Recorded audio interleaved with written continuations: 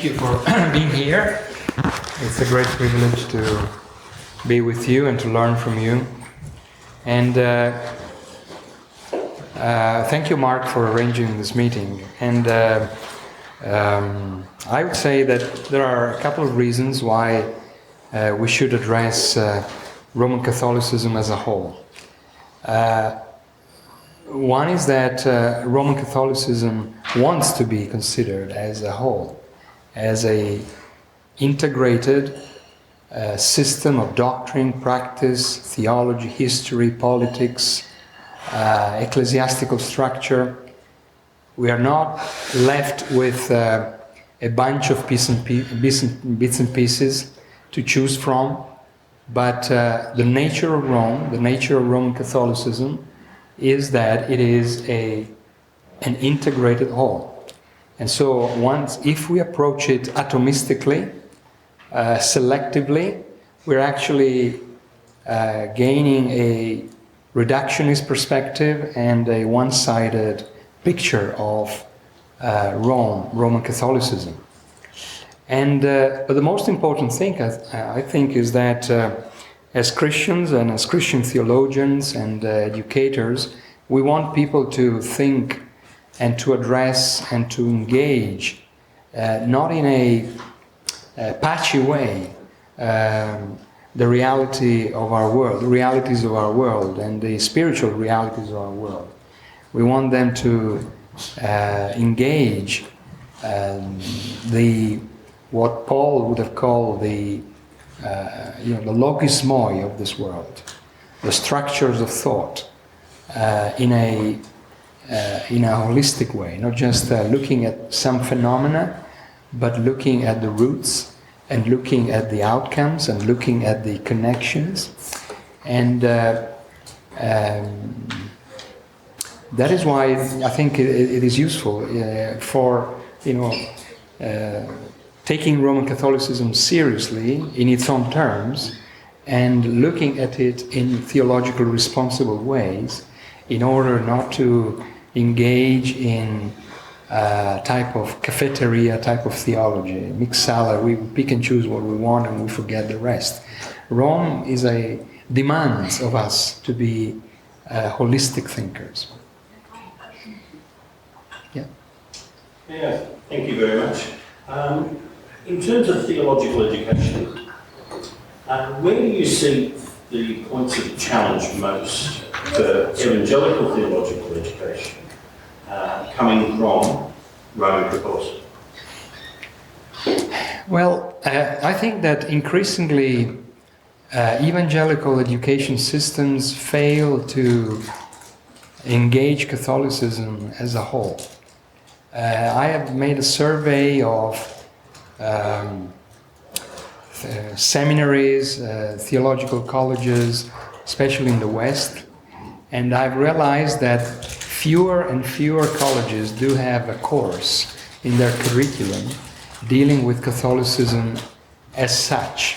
Of course, they deal with Catholic-related issues in their systematic courses or church history or mission, depending on the focus of the seminary. But fewer and fewer institutions are actually addressing it as a topic on its own. And I think that this has created a blind spot in evangelical theology and in evangelical missiology and evangelical practice, making it difficult for then pastors, leaders, teachers, preachers, then to educate the people on how to see the reality of Catholicism around them. And I think that it's quite curious to realize that although Roman Catholicism is by far the largest religious community around the world, and by far the most important ecclesiastical structure around the world, in our theological education we fail to address it. We think that it is not. Maybe we don't realize it is there, or we don't see it as a reality demanding more attention. And the long-term result is that we are having fewer and fewer evangelical theologians capable of addressing it. And at the grassroots level, we see this shallow ecumenism taking over in all provinces of evangelicalism, not being nurtured by a robust evangelical approach to Catholicism. Yeah. I was very impressed by your emphasis on the integration of the Christian tradition, as in Rome, with various streams of thought in the history of Western civilization. So, in view of its complexity and sophistication, would you say that Roman Catholicism is essentially a syncretistic religion? Yeah. Yeah, I think there is an element of truth in that. And I think that it integrated, parts of the Christian message with the Roman ancient ideological outlook. And the result was and is that that was not a fruitful connection or a contextualized way of addressing the ancient Roman background, but was more of a compromise. And that has created a structure that has been able to integrate multiple forms of thoughts, even beyond antiquity. And so dealing with then in the Middle Ages the rediscovery of Aristotelian trends, and then in the modern time dealing with more the Enlightenment project, and then the postmodern trends of today's culture. The system is here that way to be able to adapt and with the aim of integrating all different kinds of trends into the Catholic and they have been doing this for centuries, and with tensions and challenges. So confronted with the Reformation, they struggled, they kind of had to review their own structure, confronted with the Enlightenment project, the challenge, and confront this pluralistic, relatively challenge. But it seems that the system, though facing tensions and battles, copes with being able to expand and integrate and exercise its Catholicity. Yeah. In light of events today, mentioning that Francis, the Pope, seems to have shifted more towards a Catholic to Roman structure. I've encountered several Catholics last year who seem to talk about their faith in their Vatican II as well. An example was in two saints. They talk about it in an ancient relationship with the language, evangelical, and it seems that downplays the differences that we have as evangelicals and Catholics. How do you think we can distinguish language helpfully and clearly in that kind of post-Vatican II setting? Could you repeat the question there? Sorry. I repeat it my way in order to be able to. You can answer your question.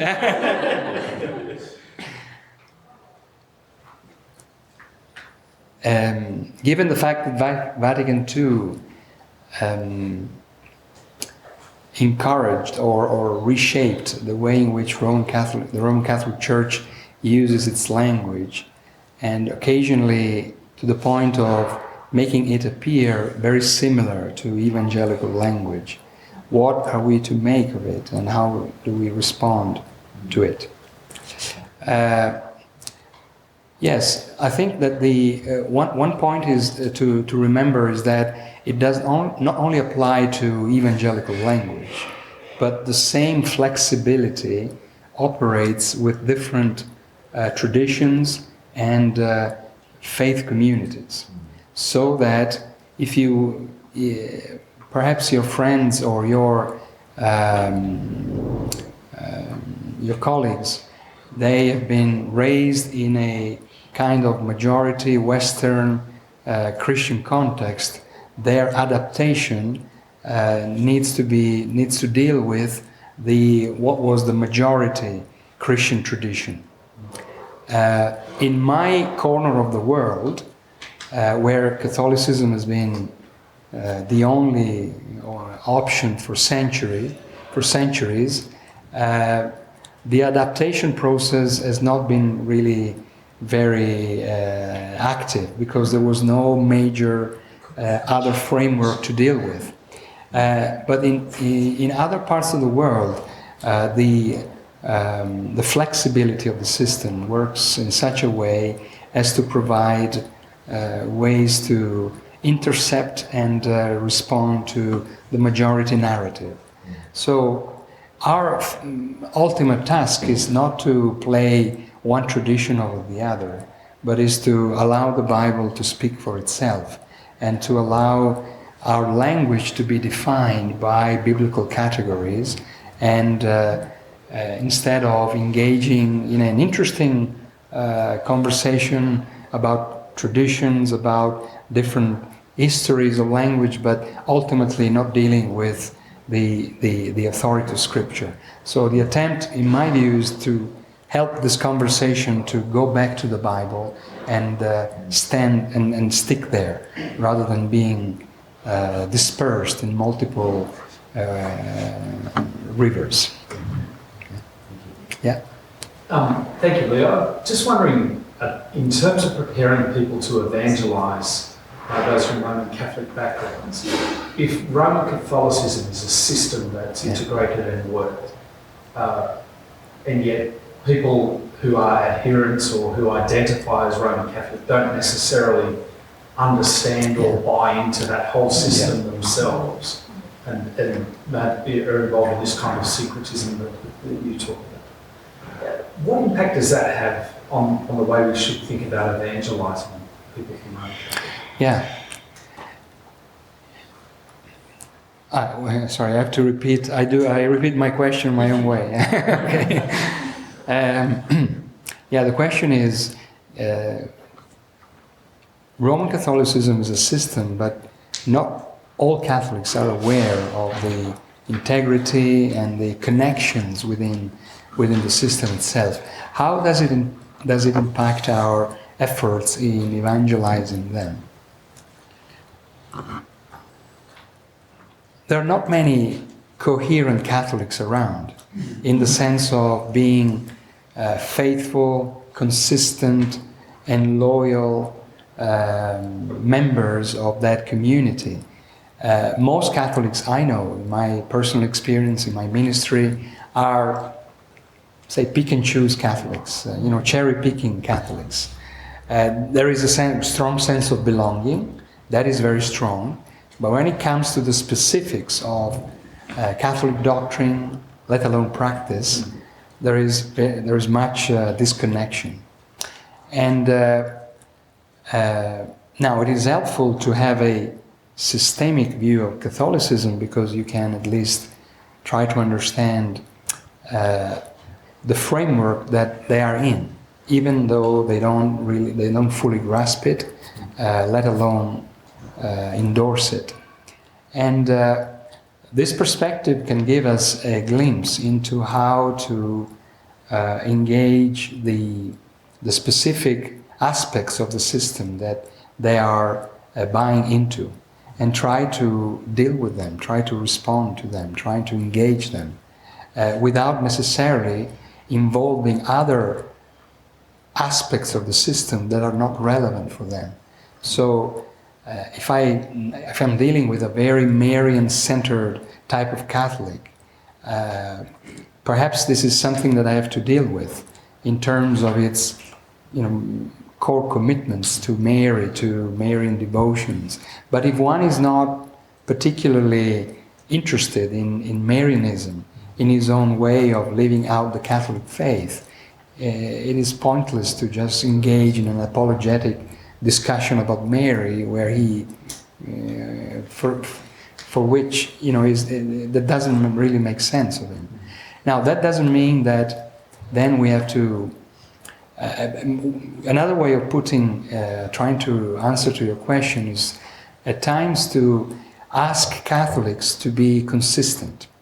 And it is very easy for all of us to be inconsistent and to do this practice sport of cherry picking what we like and leaving out what we don't like. But in many conversations that I have with Catholic theologians, I always have to be more Catholic than they are in order to ask them to be consistent. I'm not a Catholic, so I don't care. I don't need to be consistent with what their teaching authority says. But I need to challenge them to be consistent in order to try to undermine, or at least to try to raise issues about their loyal, not personal loyalty, but their theological consistency. And that creates, an interesting dynamics in the conversation. Yeah, Ross. Sorry, I was looking towards left and not towards the right. I don't know if this was covered already, so apologies if I'm repeating some ground. But in terms of academics, how would you respond to someone who says, and this is two-pronged question. So this is from personal experience. Someone that says Catholics and Protestants now believe the same terminology, so justification by faith, because Pope Francis used that terminology. Secondly, we're sympathetic to the charismatic Catholics, and who are they? What are they? They sound like a branch off. So in academic circles here in Sydney, they're the two that I get stuck with in terms of with academics, and there's more academics in this space today. Thank you, Ross. Well, there are two questions. One is, what are we to make of those who claim that in terms of the basic Christian language and categories, we now basically share them or come close to with regard to them? And secondly, what are we to make of the charismatic wing of the Catholic Church? Well, the reference to justification is an interesting case study, because it has historical importance and it has been ecumenical relevance. And it would be interesting to go deeper into the joint declaration on the doctrine of justification, the 1999 joint declaration signed originally by the Vatican and the Lutheran World Federation, and then eventually signed by other bodies. Well, that's a clear example of what ecumenical theology should not be done, in the sense that it is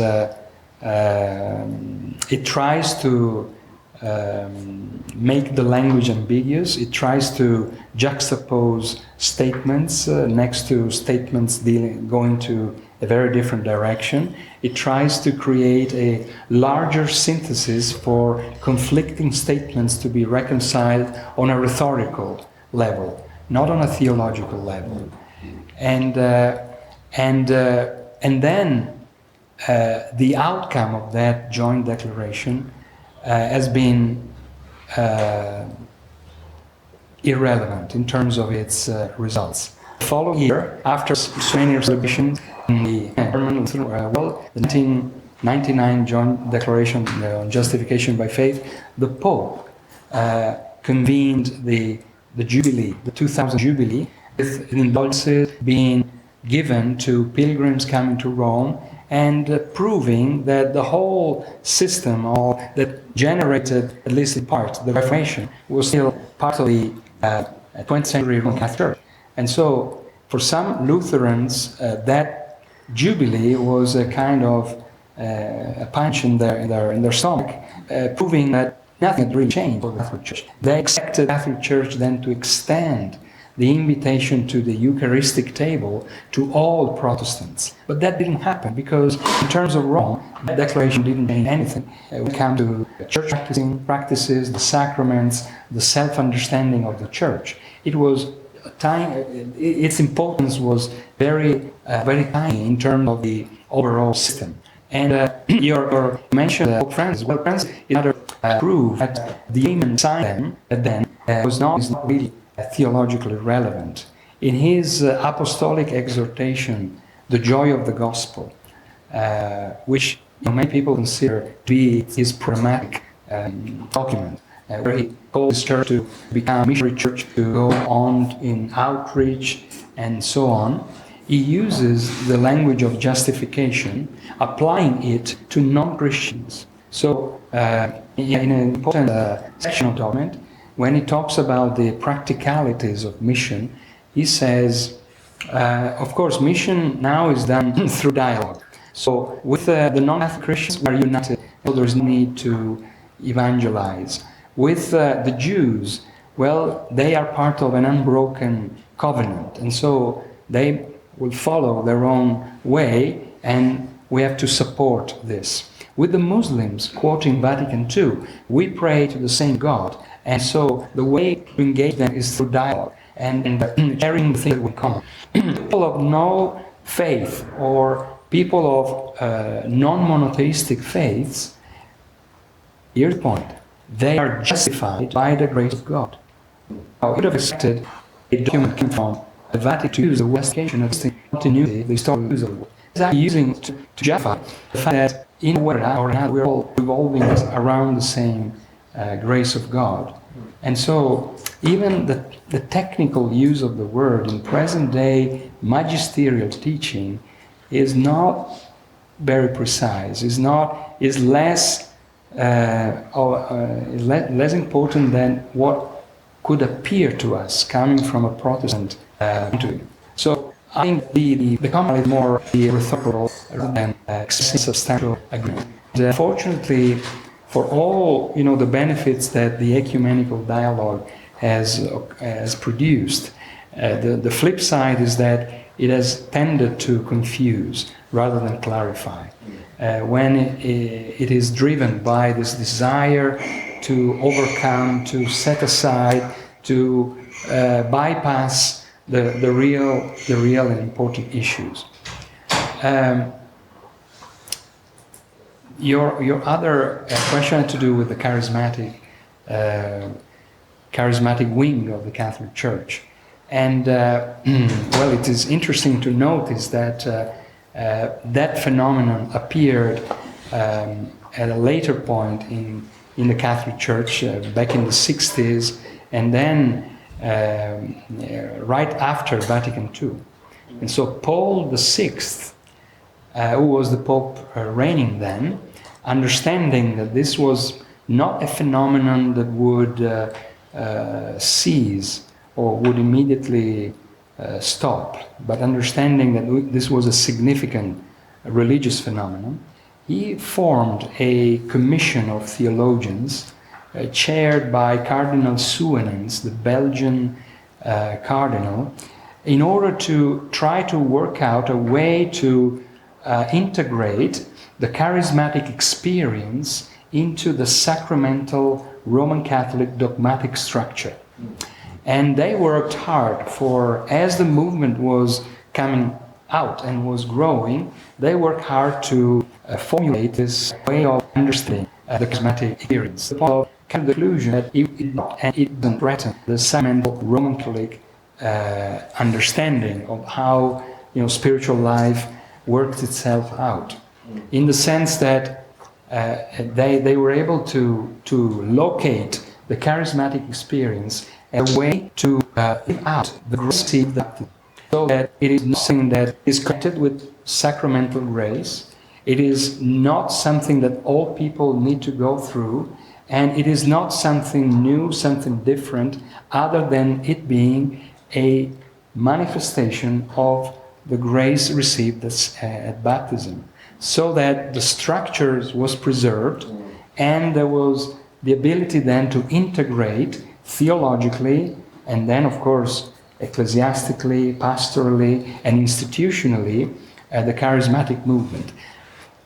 Having done this homework and having proved that there was no threat for the Catholic system, then there was the other step. The other step was to institutionalize the charismatic Catholic movement by way of writing the statutes, the bylaws, the constitutions. And they made sure that the first article of the constitution of the various charismatic movements within the Catholic Church, they all begin with the same first article. We as a movement, we are part of the Roman Catholic Church under the authority of the Pope, the bishops, and at the service of the mission of the Roman Catholic Church, so that what we do and who we are is part of a much bigger Roman Catholic scheme.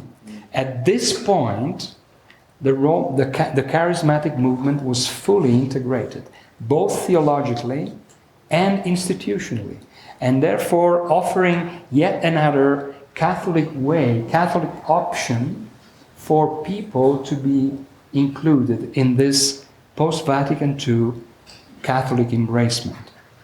That is the way they've been dealing with the charismatic. So I don't question, the spirituality or the sincerity or the depth of individuals or single groups. I'm thinking more in terms of the big picture. And the big picture tells me that they've done their homework very well in first subtracting the challenge of the charismatic experience for the dogmatic system, and then formally inserting that new wave into the institutionalized outlook of the Church, so that it is now it is no longer a threat, but it is an asset. Yeah? Now, you said at the beginning that you've surveyed a lot of theological colleges and not many have courses on Roman Catholicism. So I know many of us are working in theological settings. So I'd like to know how we can do that well. Because we've all got lots to teach. Like Sure. We want to teach Old Testament, New Testament, languages, mission, church history, theology. Like there's a lot on our plates. Yeah. How do we teach a course in an already full schedule? And then some of our subjects are about faiths of the world. We have one where I teach. But it doesn't include Roman Catholicism because it's not seen as different enough. Yeah, yeah. So where have you seen it done? Yeah, it's sort of, yeah, thank you, Rachel. How can we, yeah, that's a question. Given the fact that not many seminaries or colleges, they have a course or they teach specifically on Roman Catholicism, how do we go about it in order to, and given the fact that we have lots to teach, with lots of topics, how do we go about in engaging it in a responsible way? It's not only the seminaries. It was very curious for me and a bit discouraging to see that on the occasion of the 5th centenary of the Reformation, there were lots of conferences around the world on the Reformation, and it was all good. But even in big conferences with 4 or 5 days, with multiple seminars, multiple presentations, you could find hardly a presentation on Roman Catholicism today. What are the issues today? There were presentations about the historical aspects, the theological issues, although never pushed to then appearing as telling something against someone else, but always appreciating positively what grace alone means, what faith alone means, as if the reformers were dealing, were playing with their faith without knowing that there was someone else doing something different, and they had to engage these differences, calling them by name, and And so it's not only at the academic level, it's also at the more popular level that it seems that we are afraid of addressing the issue because perhaps it goes against our willingness not to engage in doing theologically in a critical way, in an evangelically critical way. There are many topics, of course, and you can address Catholicism in various ways. If you have a survey of church history, you have to deal with it, not selectively, not only talking about the Middle Ages or the fathers, the church fathers, but there must be a sense in which, as we teach these seasons or eras of church history, we give our students a sense of how then the Roman Catholic tradition, which claims to be the heir of the patristics at the medieval period and the modern, how is it that they claim that heritage? In order to give students the ability to have tools to understand the claims of Rome and not to be attracted to Rome when they look for historical antecedents or they look for historical depth, and without having tools they find the Roman Catholic narrative attractive. Even from a missiological point of view, it is true that Catholicism is everywhere, but it is also everywhere when it is not majority. So even those who are working in non-majority Catholic contexts, they will find the Catholic missionaries next to them. They will find Catholic communities, even in places where Catholicism is not majority, because it's a global reality. And so I think that in systematics, there are obvious ways in which those issues can be addressed in not only in bibliology, soteriology, ecclesiology, but I would also claim that there is a sense in which Catholicism has a certain way of addressing Trinitarian theology in a different way, in a way that accommodates for the Marian expansion. That's at the cost of a Trinitarian integrity. This Marian inflation comes out of a Trinitarian weakness. Mary basically replaced the role of the Spirit in approaching the risen Christ. Christ was felt to be too distant, too remote, too holy.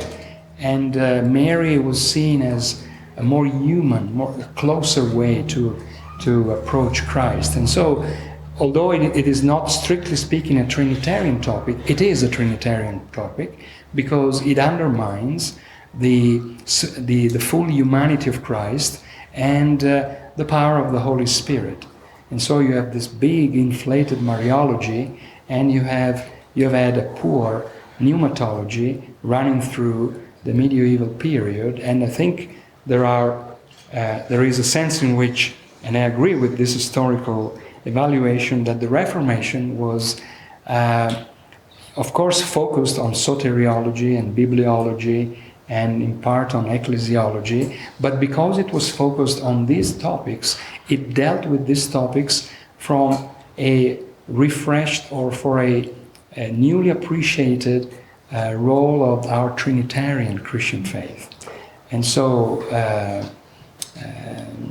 this is perhaps, I think that it's not only, when we talk about Catholicism, we're not only talking about modular theology, that, the Trinity is here, we agree on it, and what we don't agree on soteriology here. But how do you make sense of the fact that for Catholics, soteriology is based on their view of the Trinity? Their ecclesiology is explained as an extension of the Incarnation. So it's a Trinitarian argument. It's a Christological argument. How do you explain the fact that salvation, ecclesiology, and all other topics they all stem from their Trinitarian understanding. And so this lazy view, in my view, whereby we agree on the Trinity, we disagree on soteriology, is a lazy way of approaching theology, as if theology was made of silos or chapters, unrelated and in a way independent. They're not independent. There are ways in which they connect. And of course, there are ways in which the language is the same, and at times also parts of the contents are the same, but at very important levels there are disconnections. There are ways in which then the Roman tradition went another path. And the Reformation, while it was focused on bibliology and soteriology, was actually a recovery of the full Trinitarian biblical apostolic faith. Yeah. Following up that question, is there a one volume which will do what you want done? Yeah. I mean, if you were teaching, would you recommend that students have the Catholic fiction, the Catholic Catechism. Catechism? Yeah. The Catholic Catechism in English as a reference here to give them the sense of the whole? Is that what you appeal to? Yeah. In terms of resources of books, the Catechism gives you the doctrinal summary of the system. Catholicism is more than a doctrine, is an institution, is a history, is a culture. And so, in terms of, important foundational documents, I would also encourage an exposure to Vatican II documents, Lumen Gentium, Dei Verbum, Gaudium et Spes, these three dogmatic constitutions. They are foundational to understand the dynamics of present-day Catholicity. And the Catechism provides the bricks to understand the single contents. And the Pope Emeritus Benedict, died on the 31st of December, and his introduction to Christianity is another present day goes back to the 60s, but for many of us it's present day. Introduction to post-Vatican II theology. In terms of evangelical resources, Mark kindly brought this book by Greg Allison, Roman Catholic Theology and Practice. This is an analysis of the whole of the Roman Catholic Catechism, every single chapter analyzed in terms of an evangelical evaluation. And it's a great job, it's a great work of theological analysis of in terms of the Catechism. And then I hope I'm writing a large volume on going beyond the Catechism and trying to bring together all these different perspectives. But it will take more years. Follow-up question, which is probably not allowed, but nonetheless. The Council of Trent, I mean, is it worth as you're teaching class, is it worth appealing to the Council of Trent as still being significant for modern-day Catholicism? Yeah, is the Council of Trent still significant? Yes, as long as it is interpreted through the lenses of Vatican II. So it is important to have an historical awareness of the decrees and the canons of the Council of Trent, because they were foundational for the post-Reformation Catholicism up to the beginning of the 20th century. They were formative of Catholic mindset over against the Reformation. But in the view of Catholic theology as an ongoing development, it is Vatican II, the latest council, that gives an interpretive framework for the previous pronouncements. So even when people say at Trent, the Protestants were considered anathemas. And that's true, and that has never been rejected.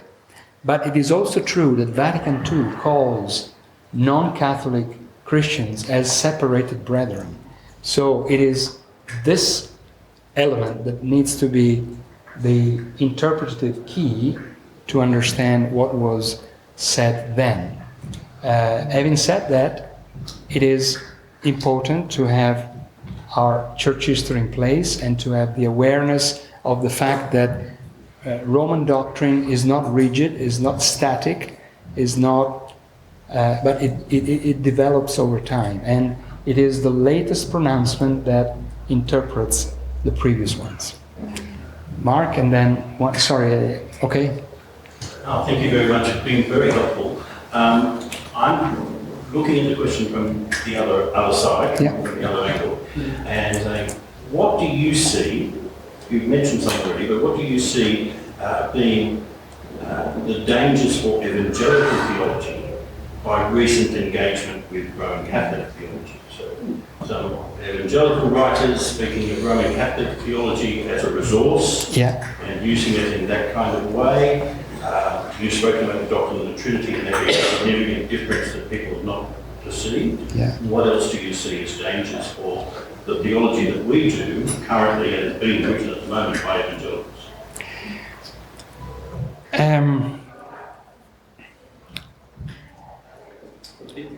Oh, yeah, the real question, So, in my own way, yes. What is the degree of awareness of present-day evangelical theology in reading Roman Catholic theology and in trying to affirm it or to consider it as a resource? Okay.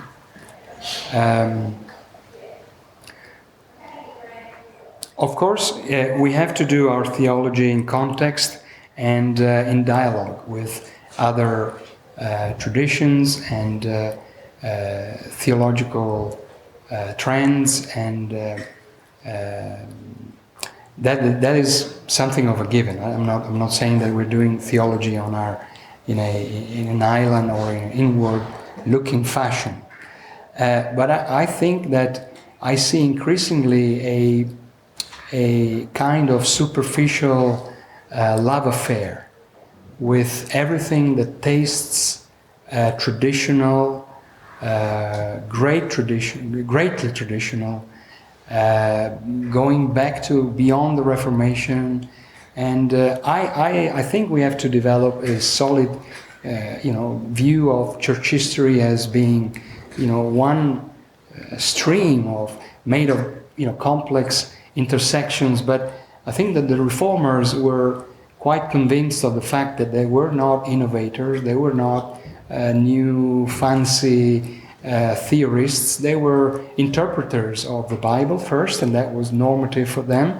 but they were also very happy to consider themselves as in line with the church fathers, the medieval fathers, not receiving them uncritically, but actually evaluating them on the basis of their accord with Scripture. And somehow sectors of present-day evangelical theology, they have become more and more fascinated with the pre-Reformation great tradition. And this is causing, in my view, posing some serious questions about the outcomes of this trend. The outcomes being that we are actually teaching a new generation of students and pastors and missionaries to lose sight of the importance of the Reformation and to want to associate our identity, anchor our identity in the Platonic synthesis rather than in the biblically refined theology of the Reformers. And even as far as present day accounts of Roman Catholic theology, I think we have to deal with them. We have to be in conversation with them. At points we have to, agree with them. There is no question, but always bearing in mind that even when we deal with the Trinity or Trinitarian theology, we have to push them to be consistent with what they teach and what they write about the Trinity in the connections that then they make between their Trinitarian theology and the rest of their theological work. If we just isolate the Trinity, if we just speak about Trinitarian theology as if it were a disconnected field, we are, in my view, doing a bad service to theology in giving the idea that we're working with modular theology and we can dismiss the connections. So in doing theology in conversation with Catholics, I think we have to push always them to be consistent with their own tradition, with their own system, and if they fail to do that, we have to be the voice that challenges them. Yeah, 1, 2, 3. One of the common challenges that people have when engaging with Catholics is the coupling of nationalism with faith. I'm Italian, therefore I'm Catholic. Maybe we're kind of like political philosophers and maybe people from like a post-colonial tradition of criticising the world, like all these kind of resurgences of nationalism around the world. Yeah. Is there a danger of the Catholic Church using that in order to promulgate its... The question revolves around the relationship between Catholicism and nationalism when Catholicism has been majority and shaping culture and nation. Yes, there are pockets of traditionalist Catholics who would like to use that weapon, so to speak, in order to address the threats of secularization, the threats of nihilism, the threats of multiculturalism, and they see that going back to their Catholic national deep identity is a way of defending their identity over against what makes them feel uncomfortable. I have to say the present-day trend represented by Pope Francis is not very supportive of this use of Catholicism as an identity marker, as a national or nationalistic identity marker. But there are pockets that are still working or trying to use it as a political weapon. In my country, certainly, we confronted with all the threats coming from all kinds of sources. It gives people a kind of peace to see, go back to your mother, go back to the security given by your family, and Catholicism is what unites us all. And we've gone through, several stages of our history where this was a main political argument against religious freedom, against the tolerance towards religious minorities, and still in our days, when dealing with the issue of migration, there are some political parties who are against migration, and they use the religious card to say these people come not from Catholic backgrounds, and so we have to reject them because they will eventually reshape our own identity.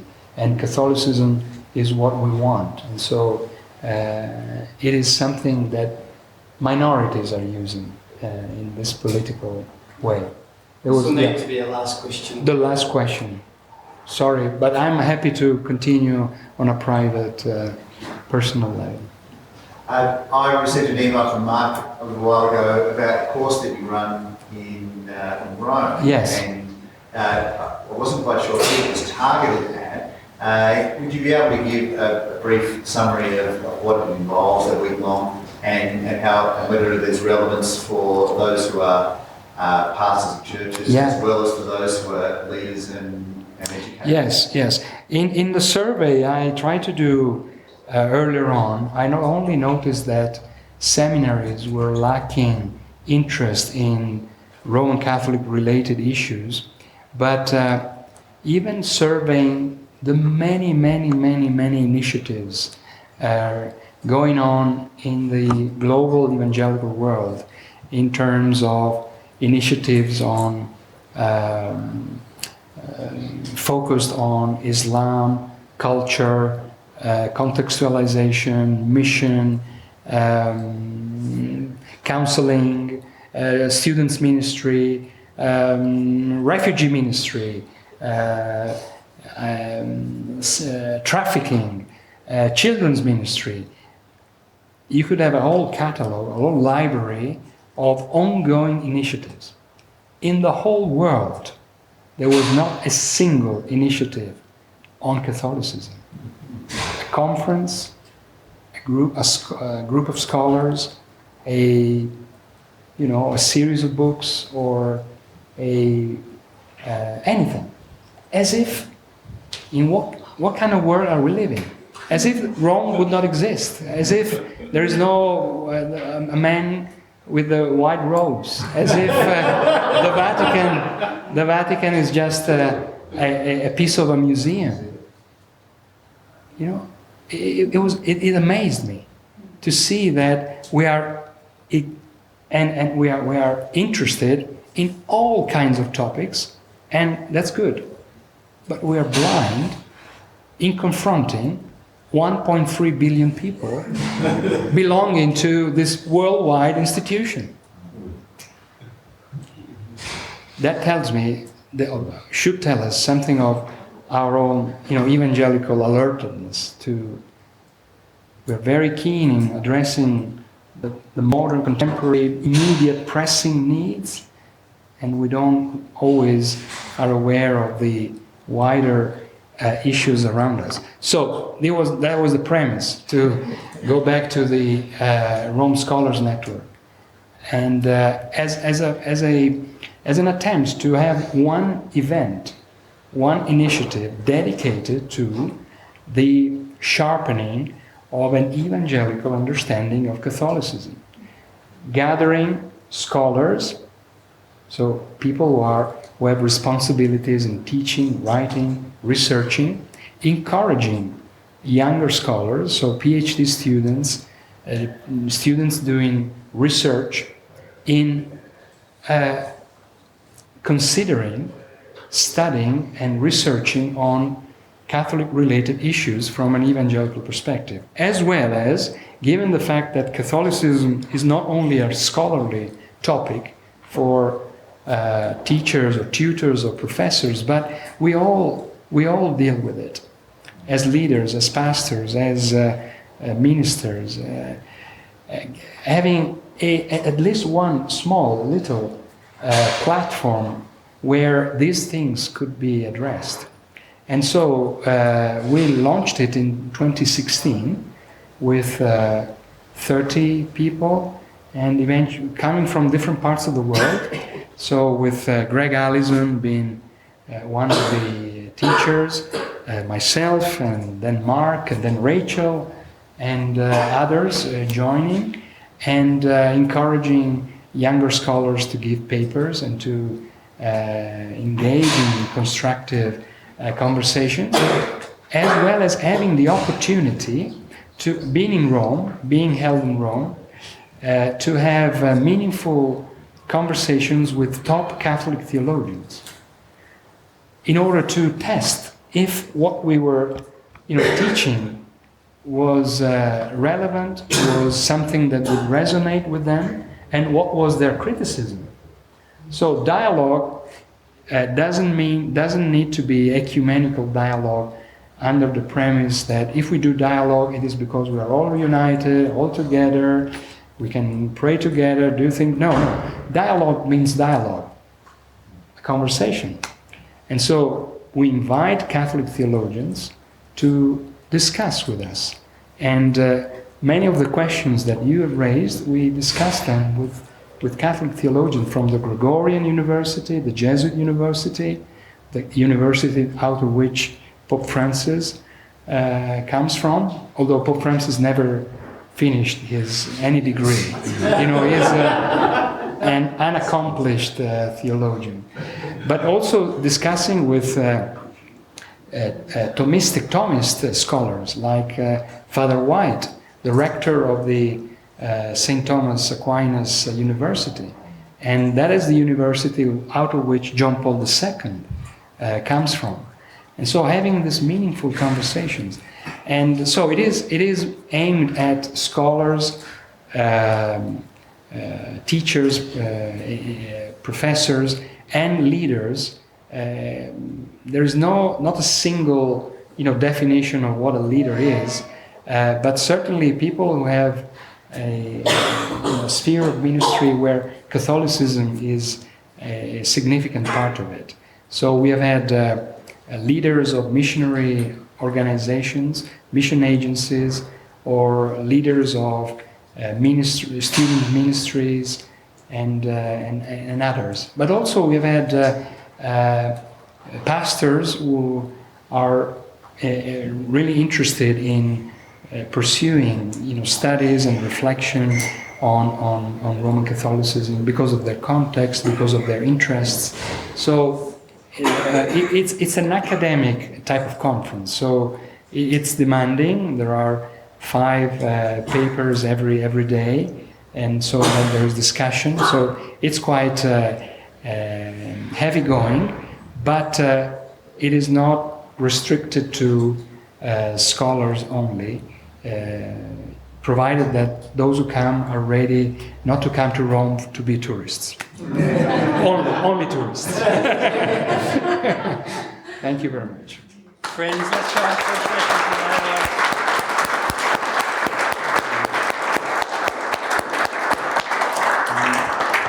Brother, I want to personally thank you for your hard work, given that this heavy thinking that you're doing and communicating is also in your second language. We're immensely thankful to you for your time here in Australia and the way you've actually helped, I think, about 9 or 10 Australians have now come through the Rome Scholars Network and engaged in and building ministries amongst Roman Catholics as a result of that. And I'd echo Leo's words. If you're running a church that's influenced by Roman Catholicism, Sydney, 26% Roman Catholic, 2 universities, educates 23% of the entire city. I can't see too many people in this room that don't fit that bill. Come to Rome, work hard, think, live in a culturally immersive context for a week so you can really understand Roman Catholicism well and help the people that you minister to understand Roman Catholicism well. Your spouses might even come with you. Just saying. Friends, just 2 quick ads before we finish. One actually, because Leo's already mentioned this. This is out of stock at the bookstore. This isn't. If you want to get a taste, a further taste, and you've got ongoing questions with Leo, this is a good place to go next. And obviously the best place to go after that is to Rome in the second week of June 2023. Let me pray.